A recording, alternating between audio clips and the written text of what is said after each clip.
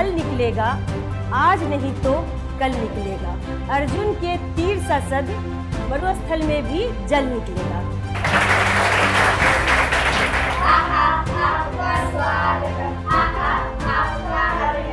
गृह कार्य से बहुत सारे फायदे हैं, जैसा बच्चा बुरी संगति से बचता है। होमवर्क से नुकसान भी होते हैं, जैसे कि बच्चों की आंखों में दर्द होता है, चश्मा लग जाता है और बच्चों को धुंधला दिखने लगता है। तो वाद विवाद का मतलब ये नहीं होता कि वाद विवाद मतलब युद्ध करना है कि तुम क्यों नहीं मान रहे, तुम क्यों नहीं मान रहे, नहीं। फर्स्ट प्राइज मिला है मरियम।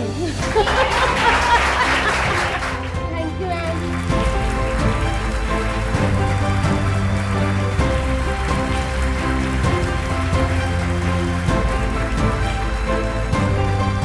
ठीक हो बच्चों आप लोग? आप सभी को शिक्षक दिवस की शुभकामनाएं। अच्छा, सबसे पहले मैं आपको बताऊं कि आज जो हम ये वाद विवाद प्रतियोगिता रख रहे हैं, उनके जज हैं नील सर। सर दिल्ली विश्वविद्यालय में बहुत अच्छे डिबेटर रहे हैं और अभी दृष्टि मीडिया टीम के हेड भी रहे हैं, तो ये जज हैं आप लोगों के। ठीक है, आज का दिन हमने क्यों रखा? क्योंकि आज शिक्षक दिवस है। ये डॉक्टर राधा कृष्णन का जन्म हुआ था, पता है ना? बहुत बढ़िया, बहुत बढ़िया। और उन्हीं के जन्म के उपलक्ष्य में, सम्मान में शिक्षक दिवस मनाया जाता है। वो हमारे आज़ाद भारत के वो उपराष्ट्रपति थे पहले, फिर बाद में वो राष्ट्रपति बने। उन्होंने 40 साल तक वो शिक्षक के रूप में याद किए जाते रहे हैं और उनको भारत रत्न से भी सम्मानित किया गया है। आज के डिबेट का विषय क्या है बताओ आप लोग? वाद विवाद प्रतियोगिता रखी गई है, जिसका विषय है बच्चों को गृह कार्य दिया जाना चाहिए। हाँ, बच्चों को स्कूल में होमवर्क या गृह कार्य दिया जाना चाहिए या नहीं। ठीक है, तो आप लोग पूरी तरह से तैयार है ना? तो शुरू करते हैं। बस एक लाइन, आई थिंक कोई मलयालम कवि है, नाम मुझे याद नहीं आ रहा है। कोशिश कर हल निकलेगा, कोशिश कर हल निकलेगा, आज नहीं तो कल निकलेगा। पता है? वाह। अगली लाइन।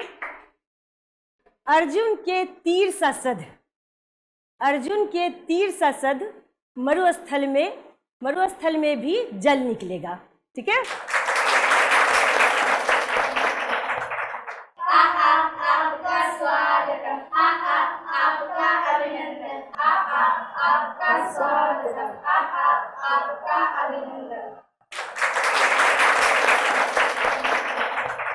आदरणीय प्रधान अध्यापिका, दृष्टि वेलफेयर फाउंडेशन की ऑनर मैम एवं जज साहब, सभी अध्यापिकाओं को मेरा नमस्कार। मेरा नाम मरियम है। मैं कस्तूरबा गांधी बालिका आवासीय लोनी गाजियाबाद की छात्र हूं। आज हमारे विद्यालय में वाद विवाद प्रतियोगिता आयोजित की गई है, जिसका विषय है बच्चों को गृह कार्य दिया जाना चाहिए या नहीं। मैं इस विषय पर अपने विचार पक्ष में प्रस्तुत करना चाहती हूँ। आप सभी सम्मानित जनों को मेरा सादर नमस्कार। मेरा नाम अफरोज है, मैं कक्षा 8 में पढ़ती हूँ। इस विषय पर मैं अपने विचार विपक्ष में प्रस्तुत करना चाहती हूँ।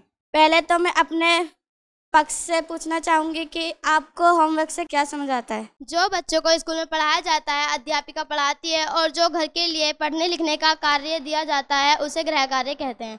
गृह कार्य से बहुत सारे फायदे हैं, जैसा बच्चा बुरी संगति से बचता है और अपने समय का सही प्रयोग करता है, परीक्षा की धीरे धीरे करके अच्छी तैयारी और टेस्ट में अच्छे नंबर आते हैं। होमवर्क से नुकसान भी होते हैं, जैसे कि बच्चों की आंखों में दर्द होता है, चश्मा लग जाता है और बच्चों को धुंधला दिखने लगता है और बच्चे अपने माँ बाप से दूर भी हो जाते हैं। जैसे कि बच्चा स्कूल से पढ़कर आया और माँ बाप जब उसका होमवर्क करवाएंगे, उन्हें पता चलेगा हमारा बच्चा क्या पढ़ रहा है स्कूल में, वो किस विषय में कितना अच्छा है, तो वो उसकी प्रैक्टिस कराएंगे ना। और आंखें खराब उन बच्चों की होती है जो फ़ोन देखते हैं, वीडियो गेम देखते हैं, जो पढ़ाई नहीं करते। सभी सम्मानित जनों को मेरा नमस्कार। मेरा नाम तानिया और मैं अपने विचार पक्ष में रखना चाहूँगी। सभी सम्मानित जनों का मेरा नमस्कार। मेरा नाम कात्यायनी है और मैं अपने विचार विपक्ष में रखना चाहती हूँ। मैं ये पूछना चाहती हूँ, जब बच्चों को क्लास में इतना पढ़ाया जाता है, इतना समझाया जाता है, तो उन्हें होमवर्क क्यों दिया जाता है? बच्चे लिखते लिखते परेशान हो जाते हैं। रिवीजन की वजह से जब बच्चों को होमवर्क नहीं मिलेगा तो रिवीजन कैसे करेंगे? हम एक एग्जांपल से समझते हैं। जब बच्चों को एक टीचर ने मैथ का सवाल समझाया, पढ़ा दिया और उनसे कहा कि इसका घर से करके लाना, जब वो बच्चों से पढ़ेगा बैठकर, उसकी प्रैक्टिस करेगा, तो उसे लंबे समय तक याद रहेंगे। और आगे चलकर अगर कोई टीचर पूछ लेती है कि बताओ मैं तुम्हें समझाया था, तो वो बच्चा बिना डरे बेझिझक तो बता देगा कि हाँ ये वाला इसका आंसर है। होमवर्क हमारे फ़ायदे नहीं, नुकसान ही नुकसान है। बच्चे देर रात तक जाके काम करते हैं, उनके सर में दर्द होता है, उनके आंखों के नीचे काला पड़ जाता है। समस्याएं आना पार्ट ऑफ लाइफ होती है और समस्याओं को सुलझाना आर्ट ऑफ लाइफ। मतलब जब जो समस्याएं आती हैं वो हमारे जीवन की पार्ट होती है, हमारे जीवन का एक हिस्सा होता है समस्याएं, और जब उनको सुलझाते हैं ये हमारी कला होती है, जीवन की कला होती है। और रही बात नुकसान की, ऐसा नहीं है कि सिर्फ नुकसान है, फ़ायदे भी हैं। जैसे विज्ञान में नुकसान फ़ायदे दोनों होते हैं, ऐसे ही होमवर्क में भी है। सभी सम्मानित जनों को मेरा सादर नमस्कार। मेरा नाम मोहिनी है। अपने विचार इस विषय में विपक्ष में रखना चाहूँगी। सभी सम्मानित जनों को मेरा सादर नमस्कार। मेरा नाम गुलफ्सा है और इस विषय पर कि बच्चों को होमवर्क देना चाहिए या नहीं, मैं अपने विचार पक्ष में प्रस्तुत करना चाहती हूँ। मैं इनसे पूछना चाहती हूँ कि पहले तो ये मुझे यही बता दें, होमवर्क कहते किसे हैं? होमवर्क जो स्कूल में पढ़ाई से संबंधित बच्चों को घर के लिए कार्य दिया जाता है वो होमवर्क होता है। बस यही होमवर्क होता है, तो फिर होमवर्क से प्रॉब्लम क्या है? अरे होमवर्क से प्रॉब्लम, बच्चा होमवर्क से इतना परेशान हो जाता है, प्रेशर में आ जाता है, दबाव में आ जाता है। बच्चा प्रेशर में तो वही आएगा ना जो अपना काम आने वाले कल पे छोड़ देगा, फिर खेलने चला जाएगा, फिर जब कल होगी होमवर्क है ही नहीं, मैम से झूठ बोलेगा, बल्कि और झूठ बोलना सीखता है, कभी छुट्टी कर लेता है, माँ बाप से भी झूठ बोलता है। होमवर्क की वजह से बच्चा अन्य गतिविधियों में ध्यान नहीं लगा पाता, खेलने कूदने में वो अपने मम्मी पापा से दूर हो जाता है, माता भाई पिता अगर वो अपना दिनचर्या बनाए, उसके हिसाब से चले, तो बच्चा खेल भी पाएगा, टीवी भी देख पाएगा और अपना होमवर्क भी कर पाएगा। करत करत अभ्यास से जड़मती होत सुजान, रसरी आवत जात से सिल पर पड़त निशान। आप सभी को मेरा नमस्कार। मेरा नाम सुहाना है, मैं कक्षा 8 की छात्रा हूँ। सभी सम्मानित जनों को मेरा नमस्कार। मेरा नाम बुशरा है, मैं कक्षा 8 की छात्रा हूँ। मैं पक्ष की तरफ से अपने विचार प्रस्तुत करना चाहूँगी। पहले तो मैं अपने विपक्षी से पूछना चाहूँगी कि होमवर्क क्यों नहीं होना चाहिए। जो पेपर 1 साल बाद आएंगे उनकी तैयारी अभी से क्यों करनी है? जैसे कहते हैं ना कि बूंद बूंद से सागर बढ़ता है, ऐसे अगर हम थोड़ा थोड़ा करके याद करेंगे तो हमारा पेपरों के टाइम हमारा सारा याद हो जाएगा।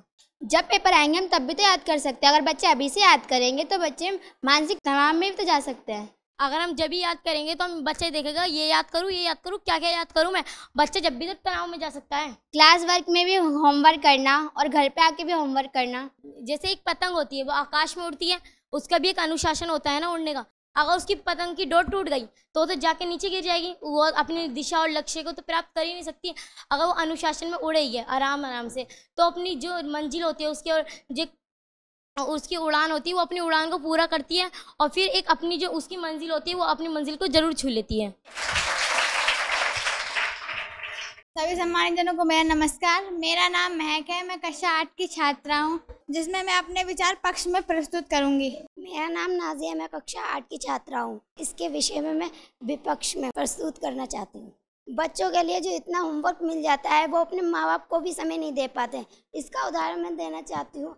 अगर किसी की मम्मी की तबीयत ख़राब है या मेरी मम्मी की तबीयत ख़राब है तो और होमवर्क भी स्कूल से मिला है तो मैं कैसे करूँगी, मुझे तो सर में दर्द हो जाएगा। ऐसे में हम दोनों कामों को बराबर महत्व देते हुए दोनों का तालमेल बना के रखेंगे, जिससे कि हम अपनी मम्मी की तबीयत का भी ध्यान रख सकते हैं, अपना होमवर्क भी कर सकते हैं। इसलिए हमें होमवर्क मिलना चाहिए। अगर हम किसी विश्वविद्यालय या कॉलेज में एडमिशन लेंगे या दाखिला करवाएंगे तो उससे पहले हमारा एक लिखित टेस्ट होता है, जिससे कि पता चलता है बच्चा पढ़ाई में कितना सही है या कितना गलत है। उसी तरीके से बच्चों को काम दिया जाता है। आप सभी सम्मानित जनों को मेरा नमस्कार। मैं अपने विचार पक्ष में रखना चाहती हूँ। सभी को मेरा आदरणीय नमस्कार। मेरा नाम सोनी है, मैं कक्षा 8 की छात्रा हूँ और मैं अपने विचार विपक्ष में प्रस्तुत करना चाहती हूँ। गृह कार्य इसलिए देना चाहिए, जो ये SDM है, DM है, ये इन्होंने भी तो होमवर्क के साथ साथ अपना काम भी तो किया है। मगर हमें इतना ज़्यादा होमवर्क दिया जाता है कि बच्चे काम कर कर के थक जाते हैं। तो वो अपना टाइम टेबल बनाएंगे, उस टाइम टेबल के हिसाब से अपना काम करेंगे। मगर अगर बच्चा एक ही काम को रोज़ रोज़ करेगा तो क्या वो बोर नहीं हो जाएगा? बच्चा बोर जब भी होता है जब वो अपना काम नहीं करता है और दूसरों के ऊपर निर्भर कर देता है। बच्चे वैसे भी तो नकल करते हैं काम की। नकल करते हैं तो उन बच्चों को अपने आप से काम करने की कोशिश करनी चाहिए ना। मगर 12 सब्जेक्ट, इतने सारे सब्जेक्ट होते हैं, कम से कम 12 होते हैं, तो बच्चा किस किस का होमवर्क करेगा? तो वो बच्चा अपना धीरे धीरे करके होमवर्क करेगा, जब भी तो उसको कंप्लीट होएगा। हो सकता है बच्चों को कोई अलग काम करना हो, मगर ज़रूरी तो नहीं है ना होमवर्क से रिलेटेड हो। और इतना ज़्यादा होमवर्क मिलता है कि हम अन्य कामों में, गतिविधियों वगैरह में भी अपना टाइम नहीं निकाल पाते हैं। तो जब होम साइंस पढ़ते हो तो उसमें भी तो इतनी सारी गतिविधियाँ आती है, उसमें भी तो आप सिलाई करना, खाना बनाना और कढ़ाई बुनाई करते हो। सभी सम्मानित जनों को मेरा नमस्कार। मेरा नाम साक्षी है। मैं कक्षा 8 की छात्रा हूँ और मैं अपने विचार पक्ष में प्रस्तुत करना चाहती हूँ। आप सभी सम्मानित जनों को मेरा नमस्कार। मेरा नाम वंशिका है। मैं कक्षा 8 में पढ़ती हूँ। मैं अपने विचार विपक्ष में प्रस्तुत करना चाहती हूँ। मैं इनसे यह पूछना चाहती हूँ कि जब बच्चों को इतना समझाया जाता है, पढ़ाया जाता है और बच्चों को समझ भी आ जाता है, तो इतना होमवर्क क्यों दिया जाता है? जब बच्चों को कक्षा में पढ़ाया जाता है, समझाया जाता है, उन्हें गृह कार्य इसलिए दिया जाता है कि बच्चों को अच्छे से रिवीजन हो जाए। ऐसे अधिक बच्चे हैं जो अपना काम खुद ना करते हैं और उनकी कॉपी में से नकल करते हैं, या फिर जो जिनके माता पिता बाहर काम करते हैं, वो जब रात को घर आते हैं तो देखते हैं बच्चे का काम पूरा नहीं है, वो डायरी में लिख देते हैं कि मेरे बच्चे की आज तबीयत खराब थी इसलिए काम पूरा नहीं हो पाया, जो कि सरासर गलत है। ऐसा नहीं होना चाहिए।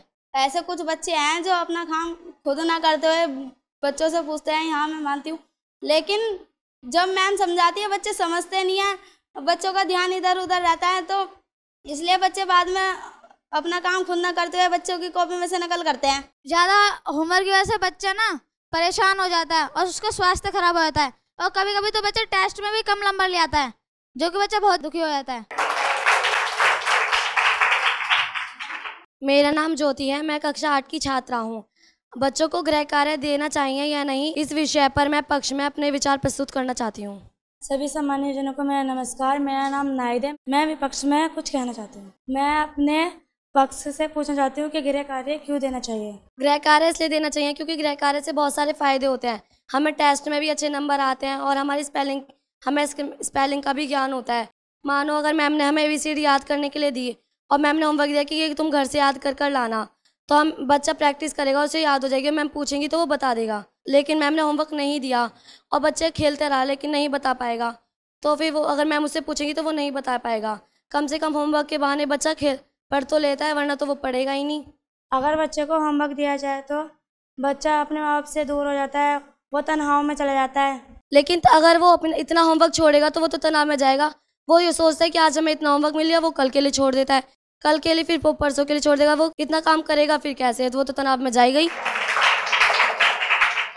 आप सभी सम्मानित जनों को मैं नमस्कार। मेरा नाम रितिका है और मैं पक्ष की साइड से कुछ बोलना चाहती हूँ। आप सभी को मेरा नमस्कार। मेरा नाम परी। मैं विपक्ष में अपने विचार रखना चाहती हूँ। गृह कार्य मिलना चाहिए। गृह कार्य नहीं मिलना चाहिए। क्यों नहीं मिलना चाहिए? पूरे दिन पढ़ता रहेगा तो उसकी आंखों में चश्मा भी लग जाएगा। फोन से सब कुछ भूल जाते हैं। क्या फोन देखने से चश्मे नहीं लगते? फोन से अपने मम्मी पापा से दूर नहीं होते? बच्चे आजकल वो PUBG गेम, फ्री फायर खेलते हैं, उससे दूर नहीं होते हैं। तो प्यारे बच्चों, आपने आज बहुत अच्छे से डिबेट किया। मतलब सुनने में भी बहुत अच्छा लगा और आपने कई सारे ऐसे पॉइंट्स बोले जो सोचना इतना आसान नहीं होता। मैं खुद यूनिवर्सिटी में, कॉलेज में लंबे समय तक बहस करता रहा, डिबेट करता रहा, और वहाँ पर कई बार लोग जब भूलते हैं ना तो वो शर्मा के चले जाते हैं।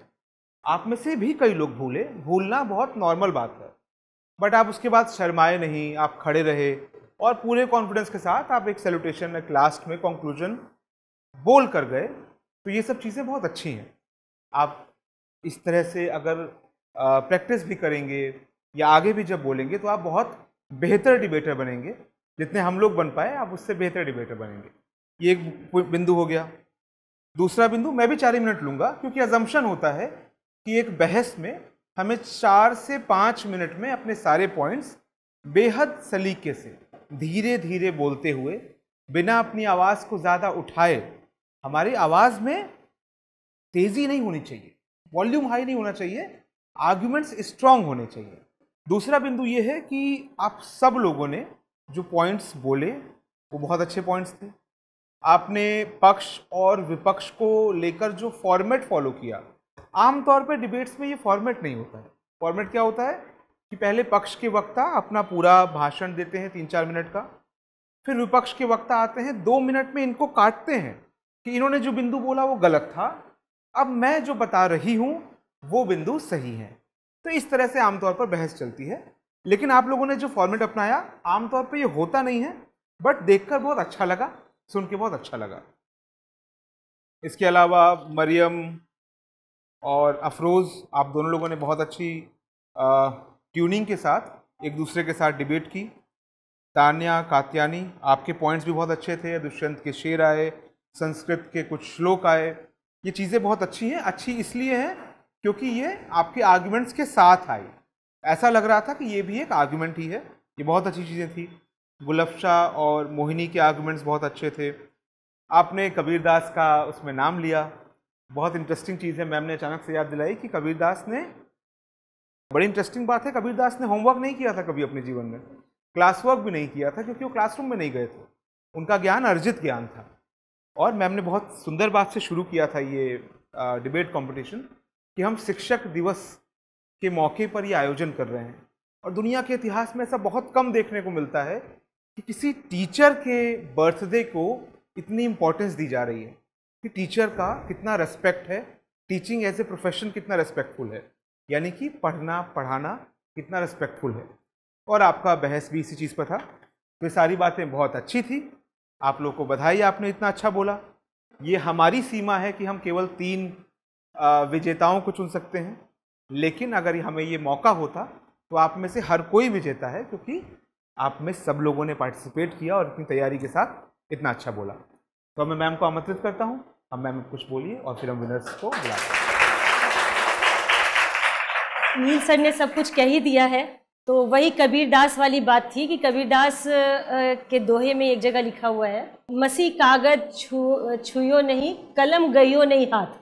मतलब कभी उन्होंने कलम नहीं पकड़ा, कागज वागज जो भी था उनका अर्जित ज्ञान था। तो ज़रूरी नहीं है जो स्कूल गया हो, जब कॉलेज गया हो वही कुछ कर सकता है, बल्कि कई तो ऐसे भी हैं ड्रॉप आउट्स जिन्होंने बीच में एक स्कूल छोड़ दिया। बताइए एक दो एग्जांपल्स, बड़े बड़े लोग। सचिन तेंदुलकर ने अपनी पढ़ाई शुरुआत में पूरी नहीं की, बाद में की। जैसे किसी को शेफ बनना है तो वो शुरू से ही उस डायरेक्शन में आगे बढ़ने लगता है। लेकिन हाँ, किसी भी डायरेक्शन में जाना हो, सचिन तेंदुलकर भी बनना हो, तो एक मिनिमम क्वालिफिकेशन तो होनी ही चाहिए। ये मेरा मानना है कि एक मिनिमम क्वालिफिकेशन होनी चाहिए, ताकि हम एक दूसरे से जब कहीं बाहर निकलते हैं और हम इंटरनेशनल लेवल पे कभी जाते हैं, अगर शेफ बनते हैं या प्लेयर बनते हैं, हमें अगर इंटरनेशनल लेवल पे जाना होता है तो हम वहाँ अपनी बात तो रख सकें। तो ये पढ़ाई बहुत ज़रूरी है। हमारा खैर मुद्दा था होमवर्क मिलना चाहिए या नहीं मिलना चाहिए। तो पॉइंट्स बड़े अच्छे थे, पक्ष के भी विपक्ष के भी। एक बात और है कि होमवर्क, किसी ने कहा कि होमवर्क मिले लेकिन लिमिट में मिले। ऐसा ना हो कि हम स्कूल में 5-6 घंटे पढ़ रहे हैं, बिल्कुल मशीन की तरह पढ़ रहे हैं, और घर में भी आके हम होमवर्क कर रहे हैं, मशीन की तरह पढ़ रहे हैं। तो लिमिट में होना चाहिए। और क्योंकि होमवर्क से एक डिसिप्लिन आता है, अनुशासन आता है, हमें 1-1.5 घंटे बैठने की आदत लगती है। ऐसा नहीं कि स्कूल से आए हमने स्कूल यूनिफॉर्म यूँ फेंक दिया, लंच बॉक्स इधर फेंक दिया कि मम्मा धोएगी, कॉपी किताब ऐसे फेंक दिया कि अब कल ही हम ये काम करेंगे। नहीं, डिसिप्लिन हर चीज़ में। जैसे आप लोग तो हॉस्टल में रहती हैं, है ना, तो यहाँ पे आप लोग अपने यूनिफॉर्म चेंज करती होंगी, अपने प्लेट्स खुद धोती होंगी, करती है ना, अपने कपड़े धोना, सब कुछ करना। तो ये बुरी चीज़ नहीं है, ये बहुत अच्छी चीज़ है। जिस घर के बच्चे बचपन से अपना काम कर रहे होते हैं, वो जितना संघर्ष में जीते हैं उतना ही आगे बढ़ते हैं। तो ये डिसिप्लिन है। ऐसे ही होमवर्क मिलना भी एक डिसिप्लिन है, लेकिन एक लिमिट में। ठीक है, तो फिर सबको तो हम विनर नहीं बना सकते थे, हमारी मजबूरी थी कि विनर हर कोई नहीं बन सकता। लेकिन जैसा नील सर ने कहा कि हर कोई हमारे सामने विजेता ही है। तो आप लोग में टैलेंट है, प्रतिभा है, बस वही जो हमेशा कहती हूँ मैं, डायरेक्शन की ज़रूरत है। वो डायरेक्शन हम देंगे। मुझे इस बार सिर्फ देखना था कि आप लोग बोल पाती हो कि नहीं बोल पाती हो। पहले भी मैंने कहा था, जब सैकड़ों आंखें घूर रही होती है ना, अरे बड़े बड़ों की हालत ख़राब हो जाती है, ऐसी बुरी हालत होती है कि मैं क्या बताऊं। लेकिन आप लोग बच्चे, आप जो बच्चे हो ना, बिल्कुल नहीं घबराए। एक दूसरे को समझा रहे थे, एक दूसरे को बता रहे थे, पॉइंट काट रहे थे। हम किसी एक को देखकर हंस रहे हैं, किसी बातें मुस्कुरा रहे हैं, आप बिल्कुल झेप नहीं रहे हो। ये अचीवमेंट है, ये उपलब्धि है आप लोगों की, ये बहुत अच्छी चीज़ है। तो हम विनर्स को बुला रहे हैं। थर्ड प्राइज, कुछ विनर्स पक्ष से हैं, कुछ विपक्ष से हैं। कुछ विनर और बेहतर रैंक ला सकते थे, बट शायद उन्होंने टाइम लिमिट से ज़्यादा बोला, आर्गुमेंट्स को ज़्यादा दोहराया।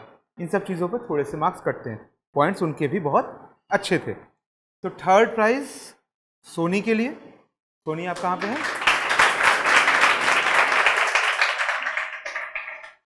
ये बेटा लो।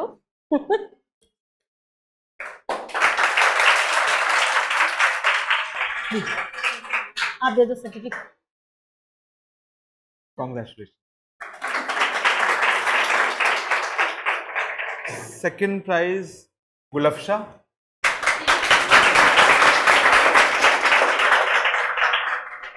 गुलफशा, आपने बहुत अच्छा बोला। Thank you. तो अब है एक प्राइज। कई बच्चे में हम दुखी होते हुए लिख रहे हैं क्योंकि उन्होंने नहीं, बोला बहुत दुखी अच्छा नहीं था। होना, दुखी नहीं होना है किसी को भी, है ना। तो फर्स्ट प्राइज है, फर्स्ट प्राइज है, गेस करो कौन है। और बोलो, और बोलो। ये सारे ही बहुत अच्छे स्पीकर्स थे। हाँ, और बहुत हम सच में इन स्पीकर्स के बीच कंफ्यूज रहे, बट आखिरी में फर्स्ट प्राइज मिला है मरियम। ये लीजिए Mariyam. Thank you ma'am. Mariyam, पता है लोग बच्चे घबराते हैं कि नहीं मुझे पहले नहीं जाना स्टेज पे, पहले नहीं जाना स्टेज पे। मरियम को पहले स्टेज पे आने का भी फायदा मिला है क्योंकि उसके यहाँ थोड़ा सा रिपीटेशन था, ये पहला था और इसने कट टू कट बोला। बहुत अच्छा, एकदम सधी हुई आवाज है, बहुत कॉन्फिडेंस लेवल बहुत अच्छा था। ठीक है।